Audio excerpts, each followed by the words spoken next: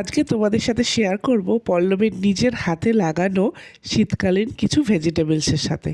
তো প্রথমেই রয়েছে এখানে কিছুটা পোর্শন জুড়ে ধনেপাতা গাছ। প্রায় প্রত্যেক দিনই প্রত্যেকটা তরকারিতেই আমরা শেষে ধনেপাতা দিচ্ছি, তো সেই কারণে অর্ধেকের বেশি ধনেপাতা শেষই হয়ে গেছে। এখানে যে একটা লেবু গাছ দেখতে পাওয়া যাচ্ছে, লেবু গাছে প্রচুর পরিমাণে লেবু হয়েছে। এছাড়াও আমাদের আরও ভেতরে অনেক লেবু গাছ রয়েছে এবং এই লেবুগুলো খুব বড় বড় হয় এবং এর প্রচুর রসালো লেবু। এছাড়া ওই দূরে সব পুরো বিস্তীর্ণ এরিয়া জুড়েই আমাদেরই ডাঙা। তো ওখানে জামরুল গাছ, সবেদা গাছ, আম গাছ, প্রায় 50-60টার মতন সুপুরি গাছ, আরও বেশি হয়তো।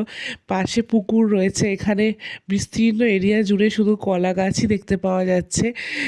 তো প্রায় 50-60টা কলা গাছ রয়েছে। প্রচুর কলাও হয়, মানে কাঁঠালি কলা তো আমাদের প্রায় কিনতেই হয় না। আর এখানে হয়েছে লাল নোটে শাক। এখানে গাঁদা ফুলের গাছ লাগিয়েছে তো শীতকালে ঠাকুর পুজো দেওয়ার জন্য। আর এখানে রয়েছে 2 লাইনের মতন বিট গাছ। তো এখন গাছগুলোকে প্রচুর রক্ষণাবেক্ষণ করে রাখতে হচ্ছে, কারণ এই যে পেঁয়াজকালি গাছগুলো দেখা যাচ্ছে, হনুমানের দাপটে এই গাছগুলো হেলে পড়েছে। তো ছোট ছোট পেঁয়াজ গাছকে বসানোর পরে এরম পেঁয়াজকালি গাছ রয়েছে। মানে শীতকালে আমাদের সেরম পরিমাণে কোনো সবজি প্রায় খুব কমই হয়, শাক কিনতে হয়। এটা রয়েছে কড়াই শাকের গাছ। তো আর এইখানটা রয়েছে হচ্ছে টমেটো গাছ। এত পরিমাণে টমেটো হবে, মানে খেয়ে খেয়ে আমরা আর শেষই হয়তো করে উঠতে পারবো না। তো প্রায় দিনে আমাদের মেনুতে প্রায় হয় পালং শাক, এখানে রয়েছে পালং শাক, হয় পালং শাক, নয় কড়াই শাক, আর নয়তো মূলো শাক। তো পালং শাকের চচ্চড়ি তো ভীষণ ভালো লাগে আমার।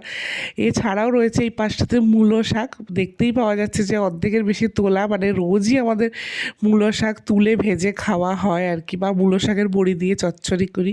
এছাড়াও প্রচুর কুমড়ো গাছ লাগিয়েছে। এছাড়াও রয়েছে প্রচুর পরিমাণে আখ গাছ, অনেক আখ গাছ রয়েছে। সামনে আরও অনেক আখ বসিয়েছে, ভীষণ মিষ্টি আখ হয়।